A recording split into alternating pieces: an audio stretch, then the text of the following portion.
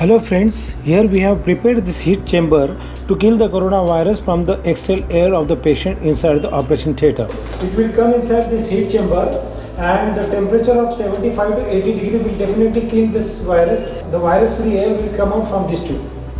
So this is the heat chamber we have prepared. We have used the glow plug. They work on DC voltage of around 12 volts. They are used in automobile industry in diesel engine to heat the diesel and the temperature rise it up to 2000 degrees centigrade. But here we require only 70 to 80 degrees Celsius to kill the virus. So here we have used two glow plugs and there is a DC power supply from which the power supply to glow plug goes, and this is the thermal sensor attached over here. And this is the temperature regulator as well as digital thermal sensor. So it regulates the temperature inside the heat chamber. So we have kept the temperature around 70 to 75 degrees Celsius. Once the temperature reaches up to the 75 degrees, sensor will cut off the supply and it will stop heating. And then when the temperature come down up to 70, it will again start. I will show you this. I am starting here. Now I have started this. So here the temperature is slowly rising. So the temperature is now increasing up to 43 degree. So slowly it will reach up to the 75 degree and it will stop functioning.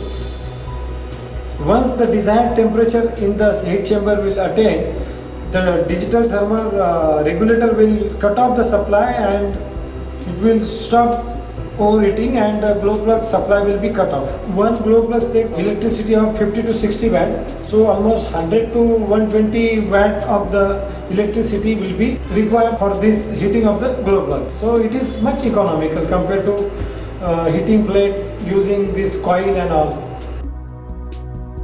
So now it's stopped. The temperature has come up to the 75 degree and now it stopped heating. Once the temperature has gone up to the 75 degree, the power supply is automatically cut off. Now it will remain stopped till the temperature goes down up to 70 degree. We have set up the temperature between 70 to 75 degree. As soon as it come up to 70 degree, it again started. So friends, now we have prepared this heat chamber. Let's open this box and let's see how it works within. And this is the digital temperature sensor. So we will just take a demo of this heat chamber. I have started the supply. You can see the glow plugs are now heating.